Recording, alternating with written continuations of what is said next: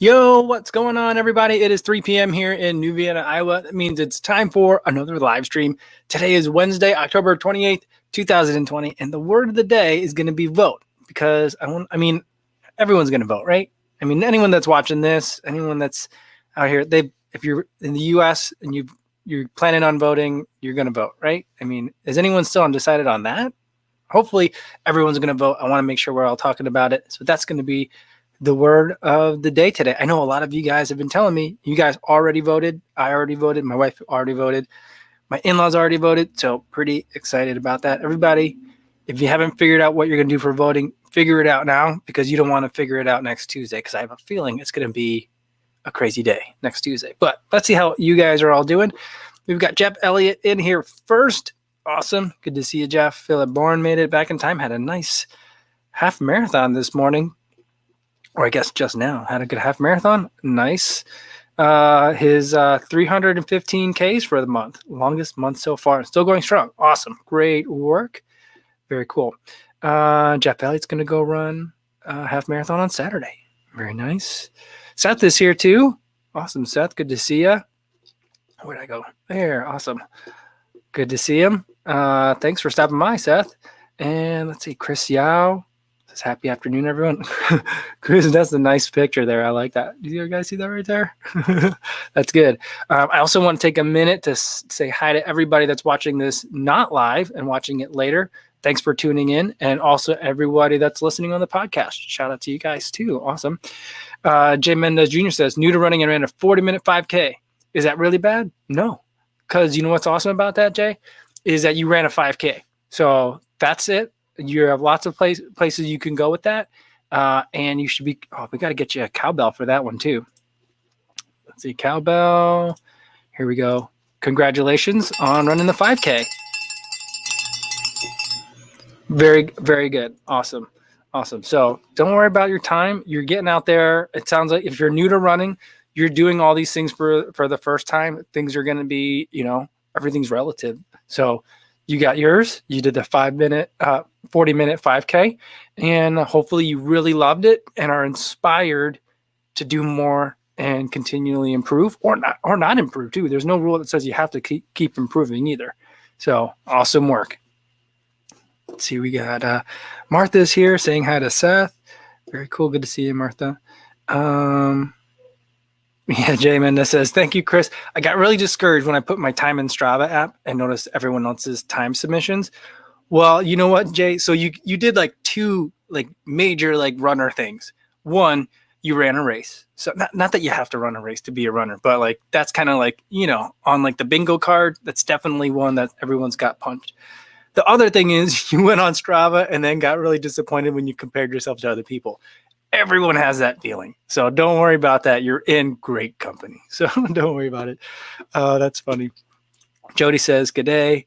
Martha says, good news for me today. BA just sent a notice that the 125th marathon will be next fall. I'm age up, so we'll have a 22.5 minute of cushion. So she can register week 1. Awesome. Very cool. So, okay. So I wasn't sure. What's the date on that, everybody? Does anyone know? I remember everyone was putting out the dates for how crazy next fall was going to be marathon schedule wise. And then I wanted to try and I'm working with a brand to book something for possibly next September. And I'm like, is there a marathon that weekend? I'm not sure. So sorry, my hat's all weird. But so I wanted to figure that out. But anyone got any dates on when all that stuff is? I'm sure that this brand doesn't want to be doing an event the same weekend or to compete with the Boston Marathon. That's my bigger concern. So I'm sure it'll be fine, but just something I wanted to, I figured someone here would definitely know. All right, let's take this banner off. I think we're good with that. All right. Yeah. But that's cool, Martha. You'll have 20. That's a lot of cushion. But here's the thing. I feel like we should have a pool.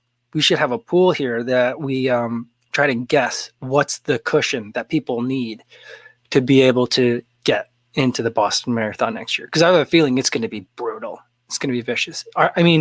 Have they said anything about if they're going to change the submission standards? That'll be interesting to see too. Because my understanding, the last I heard, is that they're going to also limit the field still a little bit too, because they're still worried about, crowd size. So it's not even going to be a full size Boston Marathon.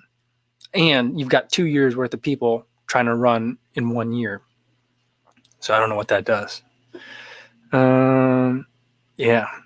Martha says, like, that's assuming they don't renege on letting 2020 entrants use their BQ times for 2021. Yeah. I don't know. I mean, that's going to be tough. I mean, I guess it's in September, right? But like, then like everyone's going to have to run a spring marathon. And what if you can't run a spring marathon? Right? Like, because of like the way that your state or your region is doing, COVID wise by next spring. I don't know. It's hard. Yeah. Jeff Haley says, I follow some very talented non-pro runners on Strava, and I'm constantly impressed by how fast so many people are. Yeah. I'm amazed by it too, all the time. And even around here. So the other day I was looking at like 50-mile races that might happen somewhat in this region in the wintertime. And I found a guy that has like the Strava segment for a 20-mile trail loop around here. That is the course for the Mines of Spain 100. So there's a park down here called Mines of Spain. I don't know why it's called that. I've been meaning to go run it. I really should go run it. But now that I found this segment, now I know a route that I could just load into a map and hopefully not get lost. But it's a 20-mile segment that he's won this race. And you run it 5 times to do the Mines of Spain 100. And he's won the event like a couple times. But the dude lives around here. So I'm like, where is he running? How come I haven't seen him? Like, and not that I run everywhere and that I'm always running. But like, you would think that if there's a guy that could like, just win a 100-mile race and lives within, 30 minutes drive or 40 minutes drive from me, at some point we would have crossed paths like on Strava or on Twitter or something. But like, I followed him because he's on Strava, but like, I've never seen the guy before or heard of him, but the dude's winning races. So that's pretty cool. And he's, as far as I could tell, he's just a guy that lives out in Dubuque County somewhere. So yeah. Today, weird thing happened to me. I don't see a lot of people when I'm out running. And today, it was below freezing. It was really cold this morning. But we had a beautiful sunrise. But still super cold. And towards the end of my route, I see people walking in town all the time. A lot of walkers in town. But I don't see people walking outside of town very much. And today there was a guy walking away from town today. And I don't know if he just didn't have his car and was walking somewhere, but he looked like he was going to work. And like looked like he was going to work out here. A lot of people out here don't work desk jobs. And so like he had like his work boots on, jeans, like a Carhartt jacket. Like he looked like he was ready to work. But like I was like, I'm like, he would stop and wave at every car that went by too. So I was like, is he hitchhiking? What's his deal with this guy? So I got on the other side of the road from him because I didn't have a mask with me and I didn't want to get too close. But I just, kind of kept running, and he was directly in front of the sun, and the sun was like, in direct line. So he was like basically in front of the sun. So I couldn't get a good look at him, but I was just going to kind of wave and keep going. But he was like super happy. He's one of that, like the most gregarious guys that I've seen in a long time. Although like everyone in this town's pretty like jovial. And he goes, "Great morning for a run." And I'm like, sure is. He's like, I'm like, a little cold, but having a great time. He goes, "All right, well, you have a great day." I was like, "You have a great day too." It put me in a really good mood. But I also was like, that guy was a little too happy to be walking out here in like 28-degree Fahrenheit weather. I don't think he had gloves. I think he might have had gloves on. I couldn't really see that well. But the other thing is, I'm not sure though if it's the same guy that I saw earlier in the run. So early in the run, the first thing I do is I run up the hill, and it's a dirt road off of the main road. And I'm up there, and there's usually not that many cars, although right now I'm running at about the same time that a lot of people are going to work or kids are going to school. And there was actually like 2 cars at an intersection at the same time, which is pretty rare on some of those dirt roads out there. And so I was like, well, it was like a traffic jam this morning. And then one of the cars came by, and it was a guy in an old Durango, not an old Durango, but like, maybe like early 2000s Durango, so an older car. And he had the windows all the way down. And as he drove by me, he stuck his hand like all the way out the car and was like, whoa, like this, like wave it at me. And so I don't know if he thought he knew me or what, but I didn't recognize the guy. Like normally if someone gives you that kind of wave, I'm like, oh, that must be a relative. And I was like, well, maybe one of my nieces or nephews got a new car or something, and that's them, but it wasn't them. So I don't know who that was. I suspect it was the same guy, because like that guy was in a really great mood, and this other guy was in a really great mood, and I'd not seen either of those guys before. So I don't know. Weird things happening. Either that or I'm like hallucinating things already. That could be it too. Maybe I imagined all of that. Who knows? I mean, it's not that cold.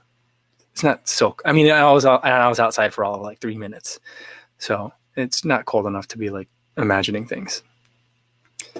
All right, David Prab, who is here, says happy hump day. What's going on, David? Daniel M. said hola mis amigos.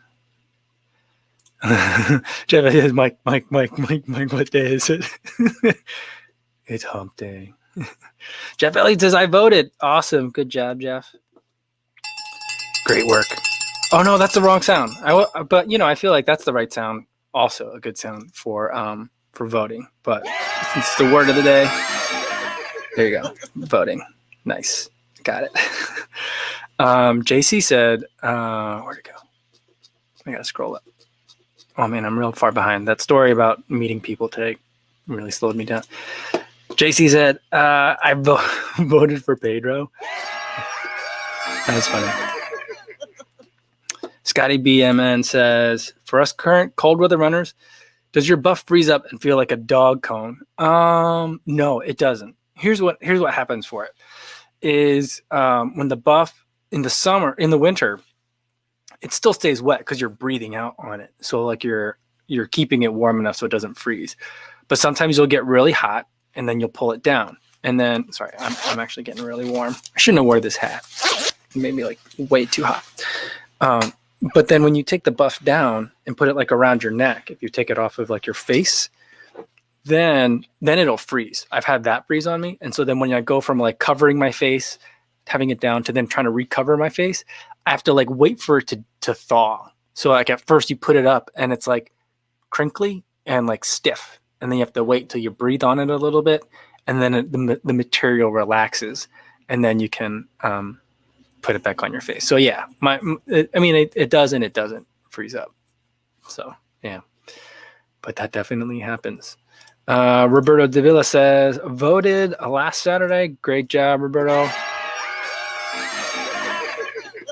And you got a finger condom for the touch. You got it? Did you really? Oh, that's funny. Let me show you. It's not a finger condom, but basically whenever I like go to the gas station to like pump gas, I know I got to touch like the handle, but I joke with my wife that I have like a button pusher. I've been thinking about getting one of those, like you see them on Instagram and like sold like online all the time. But I think about getting them, but I don't have one. But instead, I just use my wallet and I poke all the buttons like with like the corner of this, and that's what I do. But I guess though, if I need, because like that works on gas station type of screens.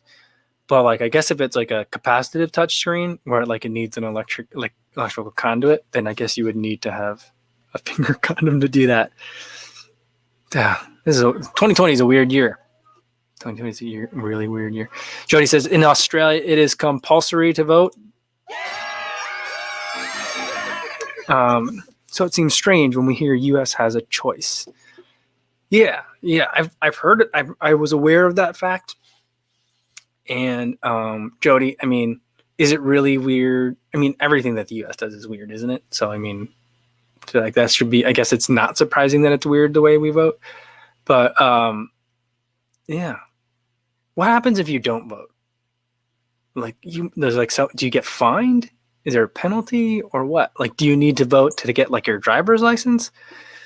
Because it's like the opposite here. Like you basically, there's voter ID laws here to try to stop you from voting. But yeah, I mean, I don't know. What are the how do they make it compulsory? That's the part. I guess I could Google that. Sorry to put you on the spot, Jody, but if anyone knows, yeah. Not really. Hank Aaron says yellow hat, good. Thanks. Carlos says long time no see. Good to see you, Carlos. Diogo Tanaka says hello, y'all. Nicholas Schiller says congrats, Jay. Cool. Rain Runner's here. Awesome. All right, let's scroll down a little bit. All right, sorry if I missed your question. If you have a question, let me know. I'll get it, but I'm going to try to scroll down a little bit to keep up with you guys. Brian Nee says, if anyone lives in the Bay Area, Goo is giving away 20 gels to anyone who shows up to their Berkeley HQ on Friday, part of a Halloween promotion. Huh. I mean, what do you think is in the ones that they give away? They're like, we're going to give away all the flavors that are gross. I mean, that would be a mistake. You want to give away all the best flavors if you're doing a promotion. But I feel like that could also be a way of like, we've got all these boxes of birthday cake flavored Goo. What are we going to do with these? We can't sell them. But that's cool. Is Goo from the Bay Area? I mean, I guess their headquarters is in Berkeley. They must be. Well, that's cool. Thanks for sharing the information. It's awesome. Mark Chanko said it's National Chocolate Day. Awesome. Oh, that kind of reminds me in a long way. So on the Today Show, like the third hour, the one that used to have Kathy Lee, but it's Hoda and one of George Bush's daughters.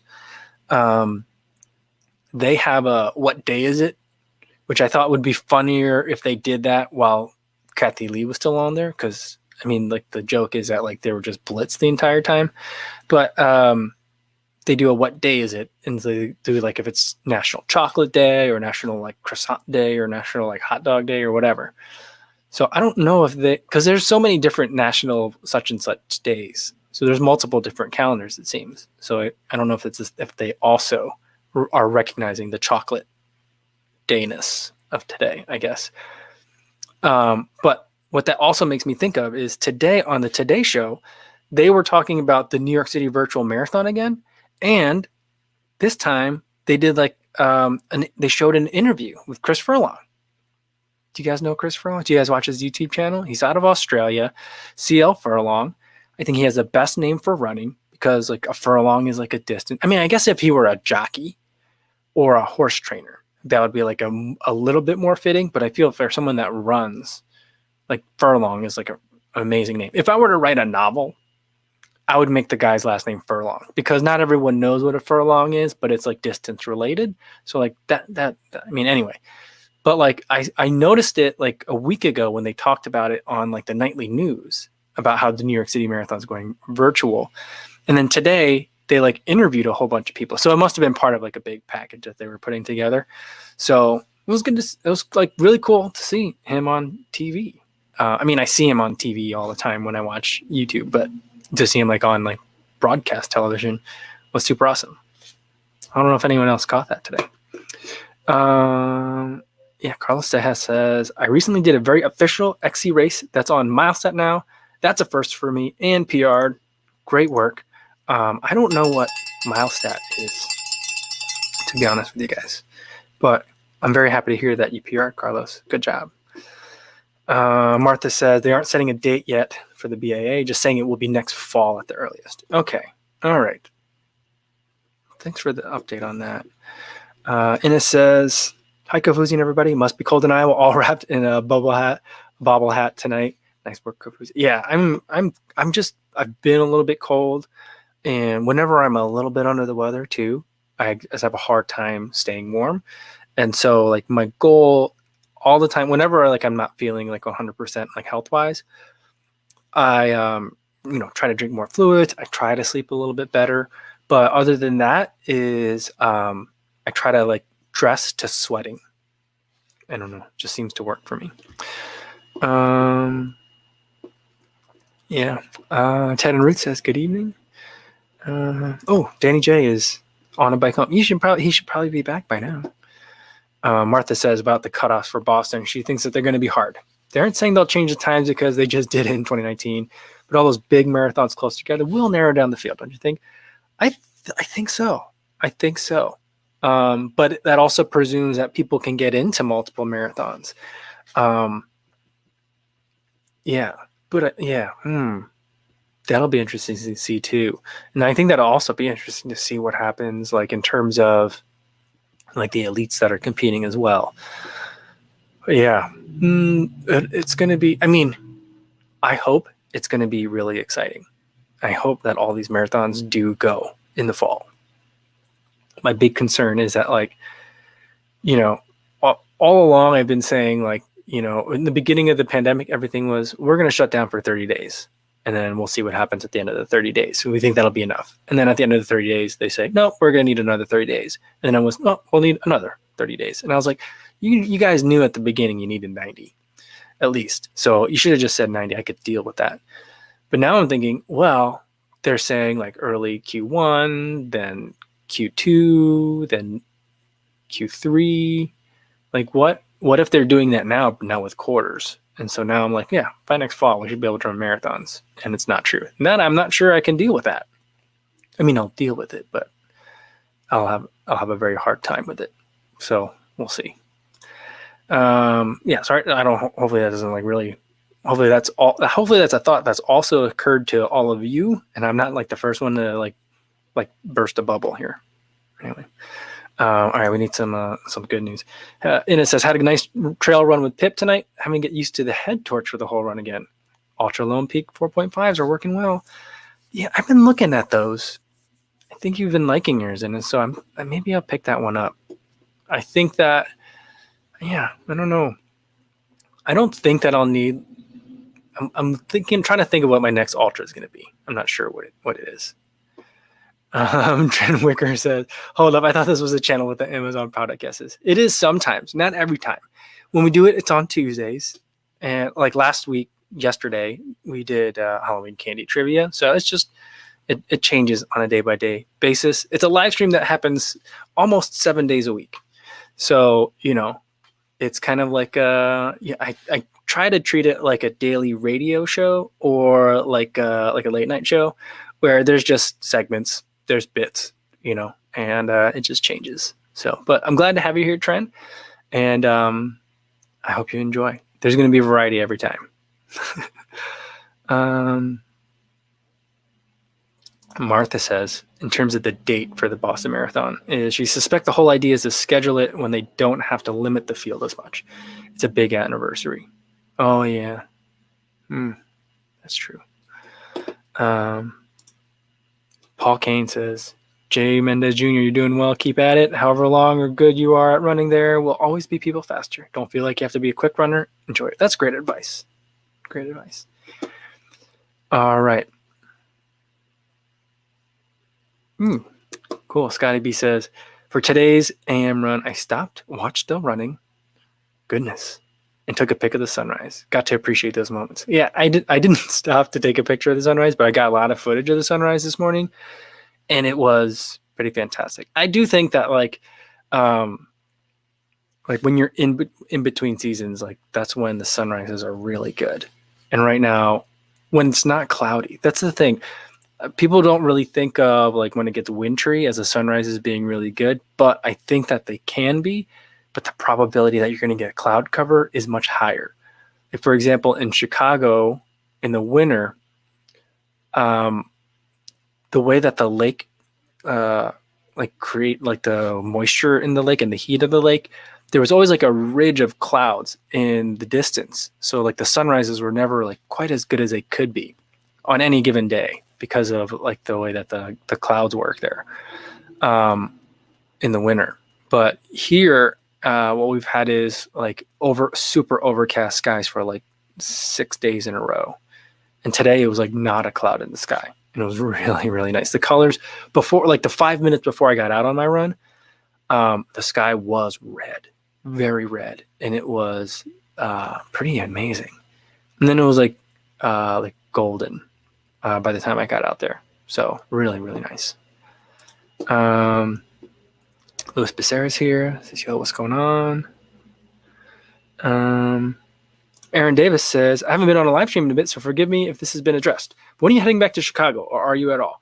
We'll head back to Chicago when like the storm blows over. So my daughter is in virtual Chicago public school. And so as long as Chicago public school is virtual, we're probably going to stay here because there's space here. There's not a lot of people here. The girls can still, I mean, it's getting colder, but the girls can still go outside. Like we went outside and played fetch with the dogs. And they have a swing set out here now. And so they can do that kind of stuff. So as far as I know, now Q2 is going to be virtual. And the current plan is to come back in January. I don't think that's going to happen, but that's the current plan. So if that does happen, then we'll have to consider at that point, do we really want to go back to Chicago in the dead of winter? Or do we have to like pull her out and then go? Or maybe there'll be still a virtual option. I'm hoping that there's still that because I can't imagine they're going to be like, all right, everyone back 5 days a week, just regular, pretend like nothing happened. So we'll see. So it's all driven by school. Let's see. Double XL Asian says, Monday's run, I went by a group of little girls having a ballet class in the front yard. It was pretty much the cutest thing ever. That sounds absolutely adorable. That sounds amazing. Pretty cool. Sean Marshall said, love the beanie, Kofuzi. Thanks. I mean, in the wintertime, I'm pretty much wearing this all the time indoors. I think I like the way I look in a hat like this. I like the way I feel in a hat like this. I prefer running in a winter hat than I do like a summer ball cap. You know, I just love these kinds of hats. Yeah. And GJ says Wales is in lockdown. I'm doubtful when they will free us. LOL. Yeah, I think a lot of places are experiencing a lot of reversions. Is that the right word for it? Like reverting back to some more stricter measures. But I mean, hopefully it works. You know. Ilya Kim says, am I the only one who feels bad about myself whenever I have to stop during my run just to get my HR back to normal? Ever since I started running again after injury, I can't get back into shape. I feel bad when I have to do it too. I've had to do it before. I haven't had to do it much lately. These days, I just kind of either let myself float a little bit higher, as long as it's not too crazy, or, I'll just slow down for quite a bit. And then I can usually get the heart rate kind of under control. But when I started out doing Mapatone, I did a lot of run walking where I would run for a little bit and then all of a sudden heart rate's too high and like slowing down doesn't fix it. So I got to walk. So I've had to do that before too. So we've all been there. Hopefully it's temporary, and the more like disciplined you can be in this phase, the faster it'll pass. That's kind of how I view it. So hopefully it's just temporary and you'll get back there. Give it like a couple weeks. But think of it also on the other side is you're running again after injury. So that's cool. That's cool. And and I can relate to that because today I will say I think today I could say I was pain-free running. It wasn't 100%. I still like noticed the knee was there, but it didn't hurt at all. And I don't feel like it changed my stride at all. So I feel like my knee is definitely still improving. There's still a little bit further it can go, but I'm feeling really good about it today. And it was a shorter run, but 5 miles and change without any like knee, like what felt like scraping or clicking or like losing power in it kind of. So feeling good about that. And yeah, so I feel good. Hopefully that you can have that good feeling too, Ilya. Steve, random question. Any tips for stopping compression socks falling down when running? They wiggle down over time. Well, I would say size down. Are you sure they're the right size? The other, I've experienced two things. One is they're the wrong size and they're just too big and they won't stay. They're not going to stay up. And the other is sometimes I feel like the compression is like slipping, but then I like look down and it's fine. So I'm assuming if you're saying that they're falling down when you're running, that they're actually like falling like down from your calf, then I would say you might need either a refresh if you've had them for a while, they might have lost some of the elasticity, or you might need to size down. So that's kind of what I would think about. Yeah, Mark Chancoco says get smaller socks. Mm-hmm. Martha says cowbell for Mike's pain-free run. Thank you. I'll do that. And she asks, is it due to activated glutes? I think that's part of it. So I think that's part of it, but I also think that it's Bob and Brad. I think Bob and Brad really helped me out. The two most famous physical therapists on the internet, in their opinion. And those guys are awesome. And they helped me kind of think that it was probably like quadriceps tendonitis. And so what I've been doing is massaging the tendon area and a little bit of like the muscle too. And combining that with load. So that way I can kind of make sure that as that tendon is kind of like healing, that the massage breaks up some like scar tissue or like adhesions, and then doing like isometric load on the knee or on the quad tendon, I think is what really helped. I'm going to make a video about it once I feel like, I'm like knock on wood, like out of the woods, to talk about kind of the things that worked for me. It's very similar to the stuff that worked for Seth in his runner's knee video. So that's why I think that, basically runner's knee, quad tendonitis, I think that's kind of what I had. So, yeah, so I'm feeling really, really good. Like that's been like a highlight of like the last couple, like 2 weeks. I've been just feeling really good. Not really Hank Aaron, Bab and Brad, meh. Not really Hank Aaron's, always just like single sentence, like one-liners today. But I think there's a variety of opinions. Jeff Elliott likes those guys. Kiefer Vacation says Bob and Brad. Funny. Martha says Bob and Brad are just hysterical. I can't get over their cheesy intro. I love it. It's like I feel like yeah, it's almost it's kind of like they're if it wasn't for the fact that I think they wear dad shoes, it's kind of like a dad shoe version of an intro to like a YouTube video. Like it's like I don't know. It's if they were lampooning really bad like production quality videos, I would say that they were comedic genius. But I think that that's just how they started, and then it got funny, and so they just kept it, even though their production quality is pretty high at this point. So like, but either way, like I like their content as well, and like I just love the really thick Midwest accents that are going on in that, because it makes it all feel like a Saturday Night Live skit.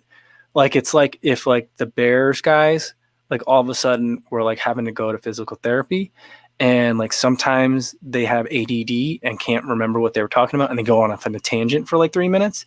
Like that's what I feel like I'm watching when I'm watching this. And so I feel like it's a bunch of people in somebody's Midwest kitchen, like all talking at the same time sometimes when I watch it, and it works for me. I mean, it's not so chaotic, but like just sometimes like the way, like the pace of the banter sometimes just feels like that way to me. So there's a very comforting aspect to it for me, because I think they're from around here somewhere pretty close. And I didn't know this, but did you guys know there's a Bob and Brad branded massage gun out there? Did you know that? They have their own massage gun. They like worked with one of the companies out there, and we're like, we like yours, put our name on it, you can sell it. It's $110. It's pretty cheap. I think I might get it. We'll see. Luis Becerra likes those guys also. They say they are the best. They say. Rainwater says Bob and Brad, who dat? They are pretty funny. They're good physical therapists, and they have so many videos, and they've got like 1 million. Do they have like 1 million followers? They have so many subscribers. It's crazy. Ben Y says Bob and Brad are Uncle Core. I'm not sure what that means, but I think you're absolutely right. All right. BVO01 says, Kofuzi, have you ever struggled with either stress fracture or shin splints? If you did, what did you do to overcome it? Like I've had shin splints before. I don't think I've ever had a stress fracture. Although there was a time where I thought my knee was a stress fracture issue. Um, so with shin splints, my understanding is, I mean, Bob and Brad would probably be the best resource to ask. I would trust them first, but and I'm not a medical professional. They are, but for shin splints, my understanding is you can run through them, and you're not going to like make it worse by continuing to work out on them. It's going to be painful, but you can keep working out on them, is my understanding. And so the way that I deal with them is heat before, ice after. So that's how I kind of like deal with shin splints. In college, they used to take the Dixie cups that are like this tall, like the kind that like you get in a marathon, right? Like those, and they would fill them up halfway with water and then freeze them. And then when you wanted to ice, you would just take the Dixie cup and rip half of it down, and then you'd have a handle, and then you have like an ice block that you can just rub against your shin. And so that's what I would spend a lot of time doing. So that's one way to do it. Brian and Alia says, Jameson Michaels on Ginger Runner. Any chance you and Ethan are talking? Be great to have you on GR Live. We're not. I mean, I've talked to him. I've like interacted with him before. I had him on an Instagram live a while back, like at the beginning of the pandemic. He was very nice and volunteered his time to come hang out. And we'll like message each other every once in a while, or like talk, correspond in comments and things like that. But we haven't been talking about being like a guest on the show. So that's okay. But I did watch that episode and it was super fun. And it was totally like, oh, all my friends are here. This is so cool. And it was just like listening. It wasn't like watching. I didn't feel like I was watching a live stream or an interview. I just felt like I was listening to my friends talking. Yeah. Yeah. Donovan Lessard says, I just go over about with Runner Z. The recovery and rehab took about 2 months of daily strength training and stretching focused on lower legs and quads, glutes. Yeah, I mean, I think that's been about how long that I've been like dealing with it. I tried a lot of ignoring it. I tried a lot of running through it. But I did reduce intensity and mileage. But the whole while working on strength training and kind of like muscle, correcting muscle imbalance. So not really strengthening, but correcting imbalances. And so once I kind of like feel like I've got a handle on it's gone, I've taken care of it. I mean, I don't want to like take an early victory lap. So like knock on wood, touch wood, that it's still like going to continue to heal. We'll go over the things that I did different, that I'm doing differently now, but it's a lot of that stuff. Yeah. Martha says, I think massaging the tendon not only breaks up adhesions, but it enhances circulation, which is what the Graston tool does. I'm not familiar with the Graston tool, but I agree with enhancing the circulation. I think it definitely does that too. Mark Chancoco said, Jamie did a review in the Adios Pro. I didn't know he did that. Makes me want it more. Yeah, I still really want a pair of those. And I'm just at the point where I'm like, I'm never going to get one. I'm not going to get one of those.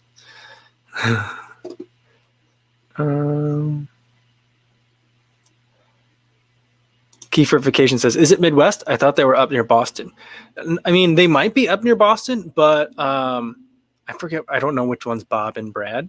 But the shorter one definitely has like a Wisconsin accent, maybe Minnesota. And they, in the background of some of their older videos, they've got like Vikings footballs.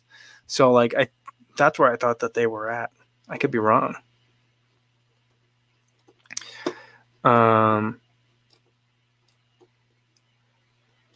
Let's see.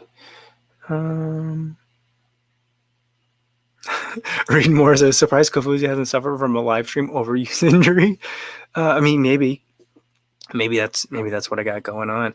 But the internet still is holding on strong. So I feel like we've gradually increased the intensity and time on stream over the course of the last several weeks and months. So I feel like we're in a good spot.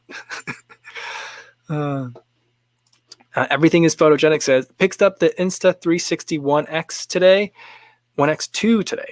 Thought about it when I did. It's right up your alley. I miss your Chicago B-roll review soon. Oh, did they release that today? Oh, I knew they were coming out with something new. And is that, I'm going to have to go look that up. I totally forgot about that. I totally forgot. I'm going to go check that out. And then the other thing is tomorrow there's a drop on Alpha Flies, and I think I'm going to try to pick a pair up. Hopefully I can get one, but I feel like they just did a drop. So hopefully that like eases the pressure off it a little bit. But that's tomorrow, I think at 9 a.m.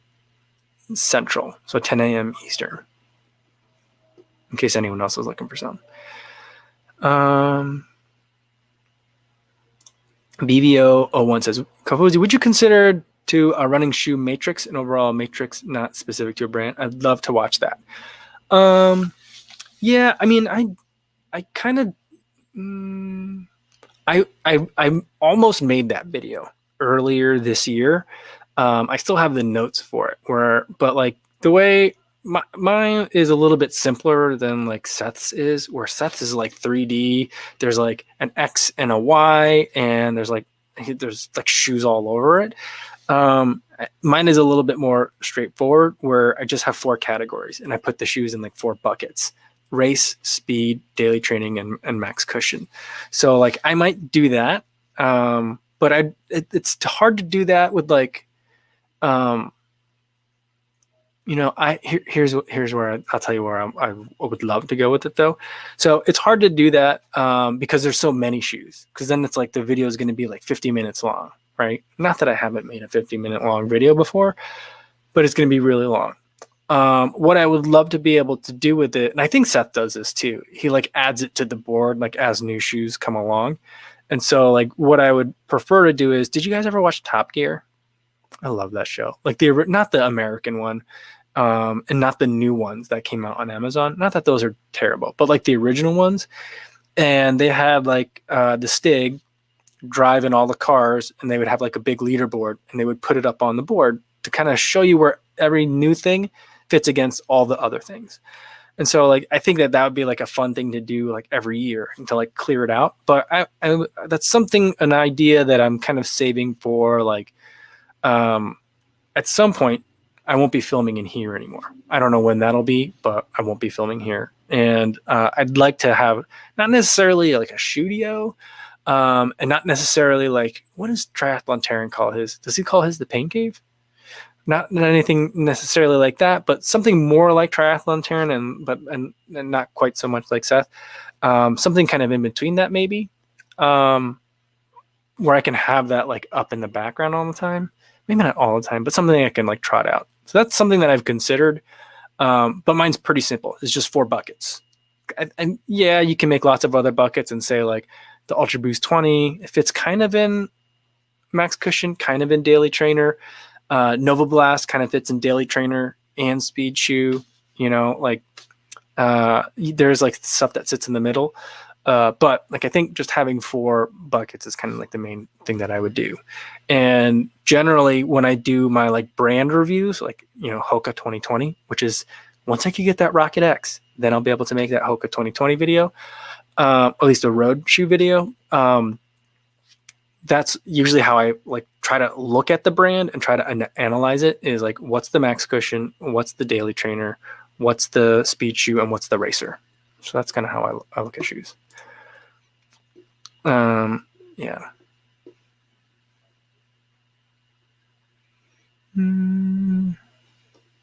Let's see. Stevie76 says, yo, what's going on? Just survived another meeting. Is it Thursday yet? It's almost Thursday. I'm ready for Thursday. I was wondering that today too when I woke up. I was like, is it Thursday? What day is it? But it's not. But it'll be Thursday soon. Very soon. David Henry asks, what do you think sets apart Kofuzi content in the YouTube running world? And how often do you think about making sure that stays alive? Oh, that's a good question. What I think sets it apart is, well, I'd like to say stunning B-roll. That's because I like B-roll. I just like the kind of like looking at the shoes or looking at the thing. I really like that. I'm not the best at it. There are others who have really stepped up their game, or who have always been better than me, that do a really great job of it. But I like that. I like slow motion running too. So like, I think what I've always tried to do is, in terms of setting apart my content, is doing two things, trying to figure out what is everyone not doing, and not necessarily only doing what everyone's not doing, but also, but that's how like slow motion running started. And I ended up really liking it because everyone was doing time lapses like 3 or 4 years ago, probably because of Casey Neistat, but everyone was doing time lapses. And so I did the opposite. What's the opposite of time lapse? Slow motion. So I did a lot of slow motion running. That's how that started. And also I realized it makes shooting B-roll a lot easier to use slow motion. So like that kind of helped me there.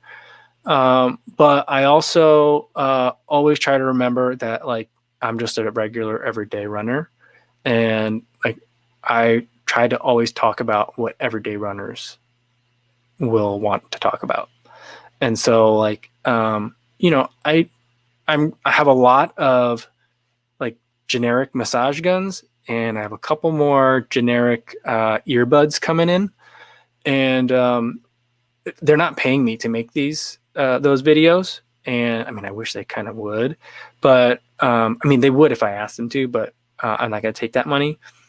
And the reason why I keep doing those is because regular runners don't always go out and get like AirPods Pro or Jabra Elites, even though those are like my two favorite earbuds. But regular people are Google searching regular stuff. And so like I always try to remember to peg it to regular stuff too, because I'm a regular person and you got to talk about what you know. So yeah, that's it. So yeah. Let's see. Mark Chanko says this live stream sets it apart, I think. Well, thanks. I enjoy the live stream. It's been a lot of fun. Jeff Elliott says, I'm interested in the Rocket X as more of a budget option. Is it that much? I forget how much I paid for it. But it should be coming out soon, right? I think it's supposed to ship. It's supposed to ship next week, I think. So we'll see. I wonder how much, if at all, like, does the Rocket X rollout slow down because it's like election day and all these like mail-in ballots are like flooding the U.S. Postal Service? And I mean, not that like Hokas are shipped out by USPS, but I mean, it's clogging a channel. So we'll see. Jody asks, would you use the same shoes for short interval speed work as longer tempo runs to say 20 minutes, or would you choose a different shoe for each? P.S. It's Thursday here and I wish it was Friday. Funny.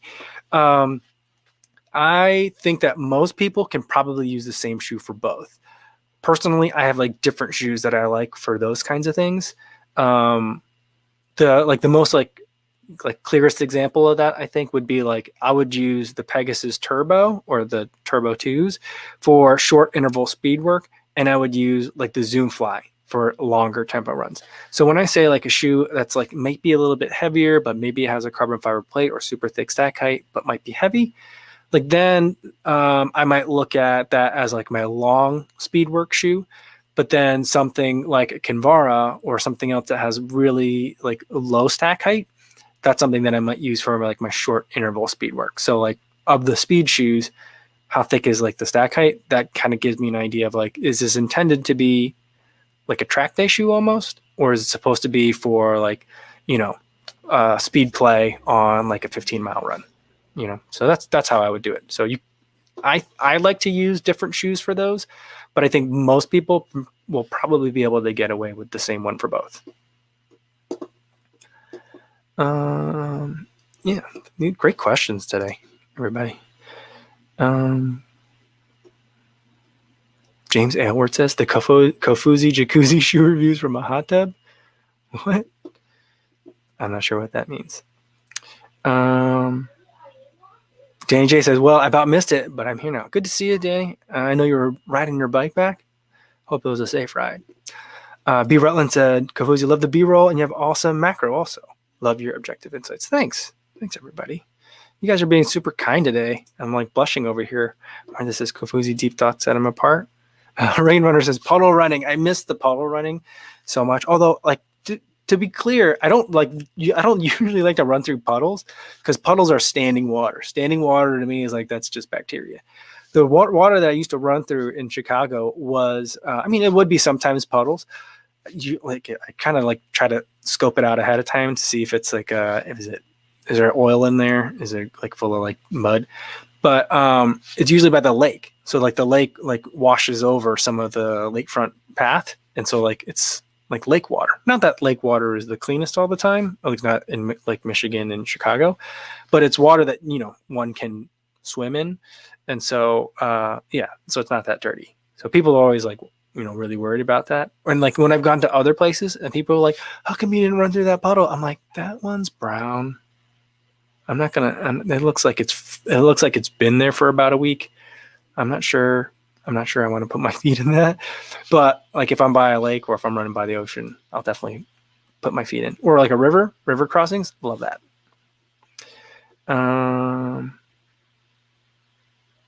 Jeff Elliott says, I really like your Instagram post from your speed workout with the enthusiastic shout and fist pump at the end. Finally tried OWN protein, only what you need, and it's great. So thanks. Awesome, Jeff. I like that stuff too. But here's the thing. I think it's because they also sell like a double container, but I think they use the same container. When you buy the OWIN, it comes like in a big, I don't know why I can't line up my hands above each other. It comes in a big tub. And when you open it up, it's only like half full. So it's always like, where's the rest of it? But I think they sell like a double. So that's just something to keep in mind if you're going to get it. But I've done the math on it, and it's like, it don't like one tub, the regular size tub, only lasts like a couple weeks if you have some every day. So that's like, it's not a lot. So you got to buy a lot of it. But I mean, I like it. I drank it all summer.